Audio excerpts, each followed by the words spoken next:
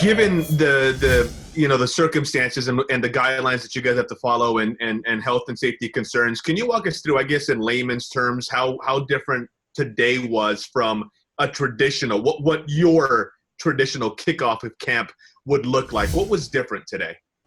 Well, if you could just visualize, at 6:30 in the morning, our offensive guys, because of 50% capacity, we were meeting in the building, and the defensive guys were getting temp checked and getting taped. So we never had any where we were violating social distancing practices. So it doubles up your time. So then you go to practice, and obviously we didn't have a team meeting. We did our team meeting on the field. So we've got 6 feet of social distancing on the football field. Water. I mean, everyone has their own water. No one, we don't ever go anywhere near anybody else's water. It's just it's an extremely different way to be about life. During our breaks, you're way apart. I'm not encouraging a break ever. We're forever. Everybody likes to bring it up and get tight and break on whatever you're going to break on. We're trying to practice social distancing to keep everybody away from each other.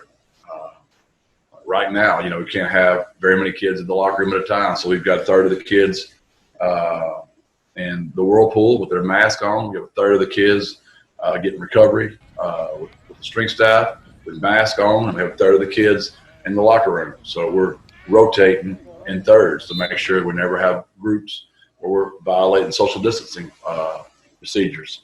Lunch, it's going to be the exact same way. Weights, everything's split up. So you can imagine, as prudent as we're trying to be on time, everything's just a little bit longer because we're having to go in thirds or halves at all times. The natural follow-up to that, Coach, is how exhausting that must be with the task at hand already in front of you, and now you've got this added. I know you've been dealing with this for a couple of months, but to actually get into it in a practice setting, I imagine it's got to be extremely exhausting and something that just takes a lot in addition to what you're trying to accomplish. So Dan Bellamy, Nick Turner, Kevin Brown, Ryan Filo, those guys have been fantastic. Our equipment people, Tyler, Bernard, those guys have carried a lot of that burden for me and have done a great job planning. And I'm sure we could be better. We're going to meet as a staff at 2 and review all of it. We've been very open with our players. Anything that they don't feel comfortable with at all, we want to know about it, and we want to do a better job. But we want those guys to feel really good about being here. And so that's the way it's rolled. And I've got a lot of help.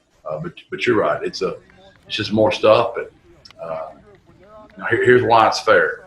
Every coach in the country is dealing with this, and whichever staff deals with the best, their players will have the greatest chance of being successful. The uncertainty as to whether the 10 games and the 12 games, is there a date, Coach, that you guys have set as a program? If we don't have a new season opener, if you will, whatever the LSU game that weekend, if we don't have it by this date, then there will be no game on that particular weekend. Dr. Compost does a good job of staying in touch with me. The one that would concern me the most is somehow a game popped up on August the 29th. That's what would really change things for us. But right now we're going as if we're playing a make-believe opponent on September 5th. Because in the end of the day, you're always playing yourself anyway. And we've got so much base install to do right now, Hector. I'm not that worried about, scheming for a certain team right now. We still got to just learn what we do. So after this week, Hector, for me as a coach, after that first scrimmage, which will be next Saturday, that's when I would need to know some closure to prepare my team. And I'm sure by then Dr. Compost will have a solid answer for us.